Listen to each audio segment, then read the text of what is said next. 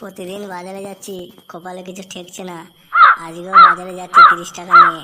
দেখি এক ঘর লটারি কাটবো, যদি 1 কোটি টাকা লাগে। ও ফটোর বাবা বাজারে যাচ্ছ, একটু দাঁড়াও। ব্যাস দিলি তো গাঁড় মেরে আজকে। আজ একটা শুভ কাজে যাচ্ছিলাম, পুরো গাঁড় মেরে রেখে দিল। বলছি ওলা ওটা কি শুভ কাজে যাচ্ছ? তোমার কি জ্ঞান আছে? বাড়িতে কোনো খাবার নেই, কিছু নেই, কিছু আনতে হবে না, কি পিন্টে গিলবে? বলছি বেশি কথা কইস না, বাজারে যাচ্ছি 30 টাকা নিয়ে, এক ঘর লটারি নেবো। যদি 1 কোটি টাকা লাগে না, কত বাজার নিবি তুই? সব বাজার পুরো মার্কেট তুলে নিয়ে চলে আসবো। না, মনেকে কবে থেকে বলছি আমার একটা পেন্টি কিনে আনতে। পেন্টির পয়সা জোগাড় হয় না, খালি লটারির পয়সা জোগাড় হয়ে যাচ্ছে। ওলা উঠো বাবা, মাছ থেকে মাংস নিয়ে আসবে, মাংস খাবো আমি। শালা গুদুম ভাই, মাংস খাবে?